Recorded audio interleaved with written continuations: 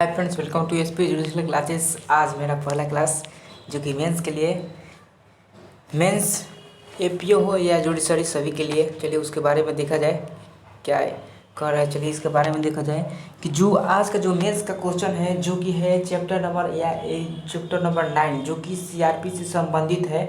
और चलिए उसके बारे में देखा जाए जो कि फ़िलहाल में जो कोई बिहार एपीओ में पूछा है, लेकिन इसके बारे में बिहार जुडिशरी या अदर स्टेट के भी जो जुडिशरी है उसमें भी पूछता है क्वेश्चन। चलिए इसके बारे में कुछ पहला क्वेश्चन है कि जन प्रक्रिया संहिता में भरण पोषण से संबंधित या संबंध में व्याख्या कीजिए।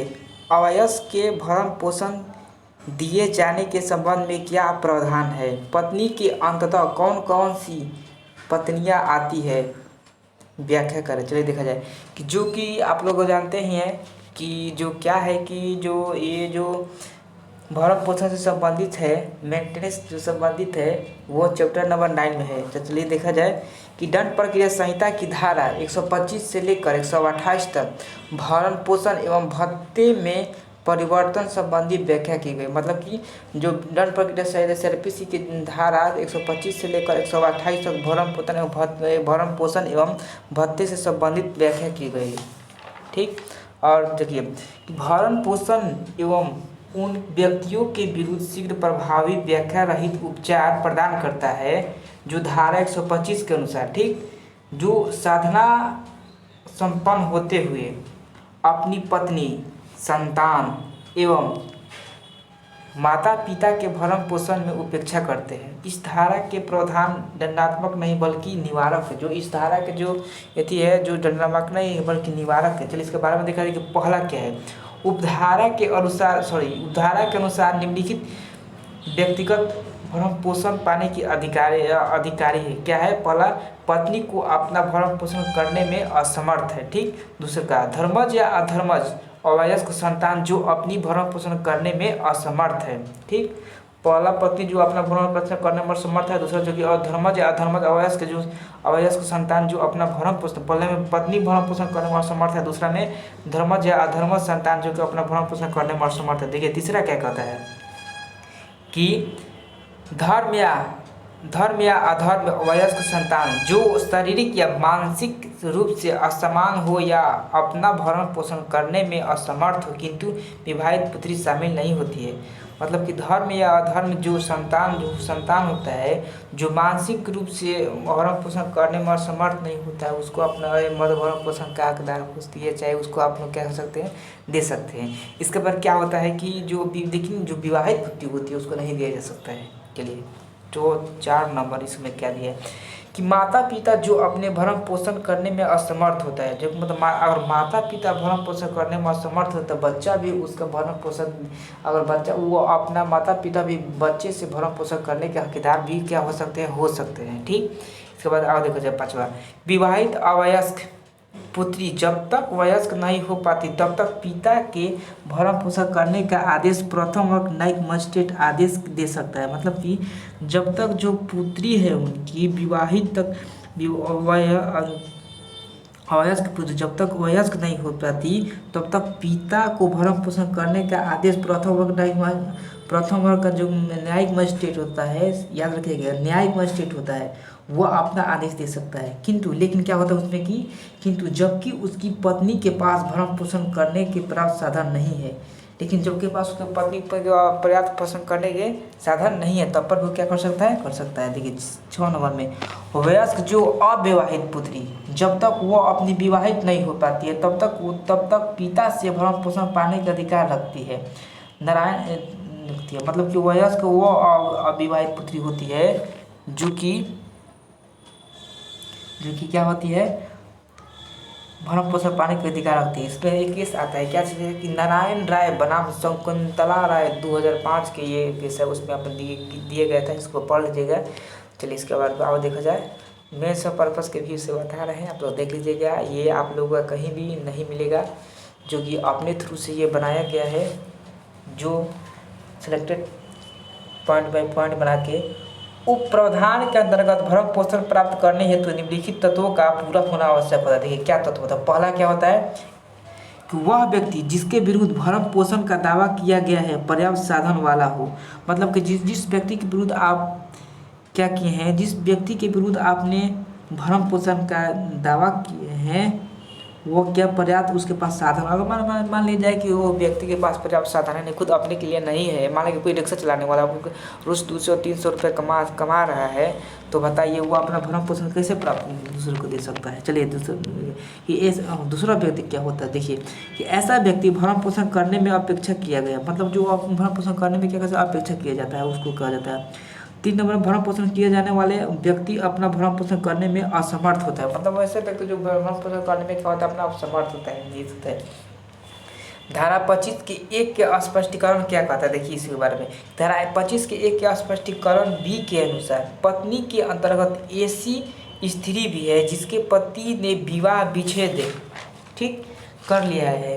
मतलब पत्नी का अंतर्गत वैसे भी व्यक्ति हो जाते हैं जो पत्नी ने विवाह विच्छेद कर लिया है और जिससे पुनः विवाह नहीं किया है।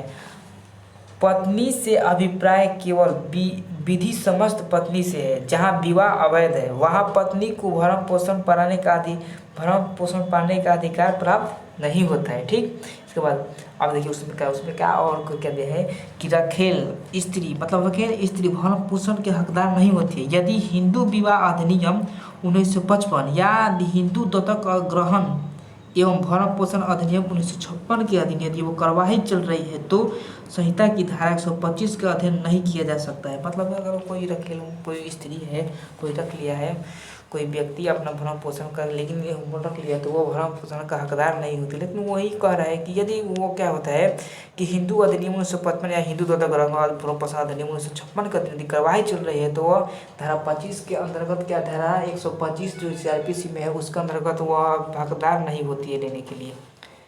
चलिए देखते हैं क्या एक किस्सा आ गया है, किस्सा देखते हैं उसके बारे में है कि मोहम्मद अहमद खान बनाम साहू बानो ठीक 19 जो सुप्रीम कोर्ट का कोर्ट है 1985 के कि इस मामले में यह कहा गया था, न्यायालय ने कहा था कि मत व्यक्त की धारा 125 सभी धर्मों की स्त्रियों को जिनमें महिला मुस्लिम स्त्रियां भी है लागू होता है। मतलब कि मोहम्मद अहमद खान बनाम साहू बानो बेगम 1985 के बाद में कहा गया था कि जो सभी मतलब हिंदू या मुस्लिम की सभी धर्म की जो स्त्रियाँ मतलब हिंदू या मुस्लिम हो दोनों धर्म के अगर मुस्लिम स्त्रियाँ भी है तो वो हिंदू या मुस्लिम दोनों धर्म की स्त्रियाँ हो तो भरण पोषण पढ़ने का हकदार होती है।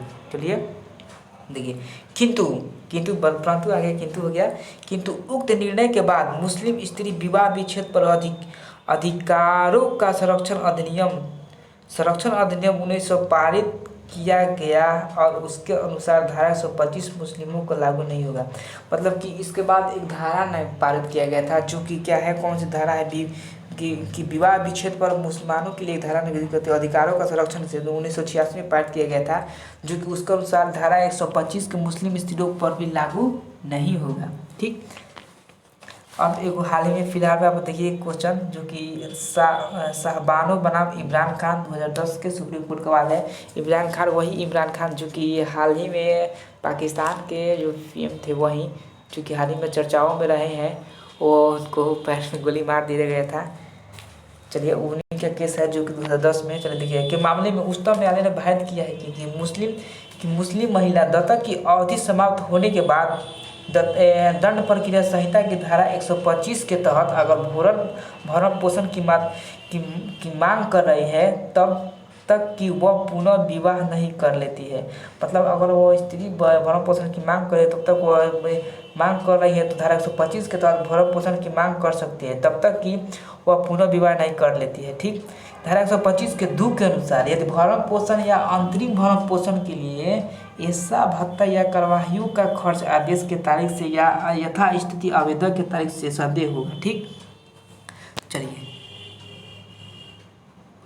अब देखा जाए क्या कर रहे हैं कि धारा 125 के 3 के अनुसार जो दिया गया है 25 के खंड 3 के अनुसार यदि भरण पोषण देने से उस आदेश का पर्याप्त कारण के बिना असफल रहता है, ठीक, असफल रहता है अगर, तब प्रत्येक आदेश भंग के लिए किसके किसके राशि देने, कौन सा राशि दिया जाएगा, तो मजिस्ट्रेट संदेह राशि उद्गृहित किए जाने के लिए वारंट जारी कर सकता है। यानी कि जो राशि होगा उसको कितना राशि देना है लेना है वो सब, मतलब कि वो जो संदेह राशि होगा वो कौन जारी करता है, मजिस्ट्रेट करता है, ठीक। और धारा 421 के अनुसार बताई गई रीति में, ठीक, जुर्माना के रूप में, जो कि धारा 423 आप लोग देख लीजिएगा, जो CRPC में धारा दिया गया है, वसूला जा सकता है, ठीक। वह असफल व्यक्ति को कारागार के निरुद्ध में किया जा सकता है तब तक कि ऐसी संदेह राशि भुगतान न कर दे, ठीक। अब एक और केस आता है, क्या होता है, चलिए वो इसको देख ले। वो क्या होता है कि खेमचंद्र ओम प्रकाश बनाम गुजरात राज्य 2000 का केस है, जो कि सुप्रीम कोर्ट से ऐसी का है। चलिए इसको बारे में देखते हैं कि एक पत्नी को जीवित रहते दूसरी पत्नी भरण पोषण का हकदार नहीं होती। मतलब एक पत्नी अगर है और दूसर का शादी कर लिया तो दूसरी पत्नी उस पत्नी के रहते हुए उसको क्या होती है, उसको हक पोषण भरण पोषण की क्या होती है, हकदार नहीं होती है, ठीक। चलिए अब आगे को देखा जाए कि धारा 125 के 4 के अनुसार कोई पत्नी अपनी पति से इस धारा के अधीन भरण पोषण या अंतरिम भरण पोषण या भत्ते और कार्यवाहियों का खर्च प्राप्त करने का हकदार नहीं होती है, ठीक, नहीं होते यदि पहला क्या होती है कि वह जाड़ता की दशा में रह रही है, ठीक, और वह पर्याप्त कारण के बिना पति से अलग रही किंतु पति ने अन्य स्त्री से विवाह कर लिया है या रखेल रखता है, तब तो उसकी पत्नी द्वारा साथ नहीं रहने का न्याय सम्मत का आधार है। मतलब वो जाड़ता के दशा में रह रही है पत्नी, चाहे वो क्या होता है कि क्या पर्याप्त कारणों के बिना पति ने अलग रही है, बिना कारण के बिना वो पति से अलग रही है, किंतु पति अन्य स्त्री से विवाह कर लिया है तो उसको क्या हुआ या रखे रखता है, उसको कोई प्रभाव नहीं पड़ता है। और क्या होता है कि पत्नी पारिवारिक सहमति से अलग रह रही है, मतलब अगर पत्नी भी पारिवारिक सहमति से अलग रही है या किसी कारण के भी अगर पति से रहती है, वह जाड़ता के दशा में रह रही है, उसको कोई प्रभाव नहीं होता है, उसको कोई दिक्कत नहीं। लेकिन धारा 125 के 5 के अनुसार उपधारा 4 की परिस्थितियाँ साबित होने पर मजिस्ट्रेट आदेश को क्या करता है, रख सकता है, ठीक। डॉक्टर विजया मनोहर और बनाम काशीराव राजा राम सवाई 1989 का तो सुप्रीम कोर्ट का केस है। चलिए उसके बारे में देखा जाए क्या कहते हैं। इस मामले में उच्चतम न्यायालय जो कहा था कि माता पिता भरण पोषण करने में असमर्थ है तो भरण पोषण का दायित्व पुत्र पर भी होगा, बशर्ते पुत्र के पास पर्याप्त साधन होना चाहिए। मतलब कि तो हम बताए थे ना कि जो क्या बोले थे हाल ही में कि जो अगर माता के भरण पोषण के अगर उसके पिता के पास नहीं है भरण पोषण के संपत्ति, तो माने उसके बेटे के पास है तो माता पिता भी किसके बेटे से अपना भरण अगर असमर्थ है भरण पोषण करने में तो पिता भी अपने बेटे से भरण पोषण करने के लिए हकदार होता है कि। लेकिन उसके बाद लेकिन क्या होना चाहिए, पर्याप्त साधन है तो माता पिता भी अपने पुत्र के रूप में क्या के लिए हो सकता है, मतलब कि साधन के रूप में प्राप्त करने के लिए हो सकता है। ये धारा 126 के अनुसार भरण पोषण के लिए आवेदक प्रथम वर्ग न्यायिक मजिस्ट्रेट के रूप में दिया जाता है। मतलब धारा 126 कहता है कि जो प्रथम वर्ग न्यायिक मजिस्ट्रेट होता है के रूप में दिया जाता है। आवेदन जिससे दिया जा सकता है जहाँ अथवा जहाँ वह या उसकी पत्नी निवास करती है, वो आवेदन जहाँ दिया जाता है वो निवास करता है, चाहे उसका जहाँ पत्नी निवास करती है वहाँ दिया जा सकता है, चाहे उसका जहाँ निवास है वहाँ भी दे सकता है। जहाँ उसने अंतिम बार यथा स्मृति या अपनी पत्नी के साथ या अधर्मज संतान के साथ निवास करता है, या अपने पत्नी बच्चा या पत्नी के साथ जहाँ निवास करता है वहाँ भी अपना अनुमति दे सकता है। चलिए इसके बारे में और देखा जाए, अगर यदि व्यक्ति जो अपना सूचना तामील के बाद उपस्थिति नहीं होता है तो न्यायालय एक उसको क्या होता है पक्षीय कार्यवाही को क्या करता है, दे सकता है, ठीक। धारा 127 के अनुसार, ठीक, भत्ते के परिवर्तन निम्न परिस्थितियों में किया जाता है कि परिस्थितियों में परिवर्तन कर सकता है, सिविल न्यायालय का विनिश्चय कर सकता है, ये सब सारी बातें कर सकता है। यदि देखिए परिस्थितियों में परिवर्तन में मतलब क्या होता है यदि भरण पोषण करने वाला यदि व्यक्ति को परिस्थितियों में परिवर्तन होता है तब पूर्व में स्वीकृति दी गई भरण पोषण की धनराशि में परिवर्तन किया जा सकता है। मतलब पूर्व में जो किए गए भरण पोषण के जो राशि दिए गए पैसे दिए गए उसमें क्या करता है भरण पोषण की राशि में क्या परिवर्तन घटाया जा सकता है, बढ़ाया भी जा सकता है। चलिए इसके बारे में और देखते हैं कि सिविल न्यायालय का विनिश्चय, मजिस्ट्रेट को प्रतीत होता है कि भरण पोषण के पूर्व आदेश को परिवर्तित या रद्द कर देना चाहिए, वह मजिस्ट्रेट ऐसा क्या करता है कर देता है, करेगा। जहाँ विनिश्चय हो जाता है कि पति के पत्नी के विवाह विच्छेद कर दिया जाता है, तो मजिस्ट्रेट के बाद पुनः विवाह कर दिया जाता है। देखिए क्या दूसरा में कि स्त्री अगर स्त्री है तो पर्सनल लॉ यदि रूढ़िजन जन विधि के अनुसार एक राशि प्राप्त कर ली है तो स्त्री को शिक्षा से त्याग दिया गया हो, उपयुक्त परिस्थिति मजिस्ट्रेट भरण पोषण को रद्द कर देगा या परिवर्तित कर सकता है। तो इसी के साथ धन्यवाद। ये हमारा जो CRPC के चैप्टर नंबर जो 10 है भरण पोषण संबंधित है, ये आप लोग को बता दिए हैं, सुना दिए हैं।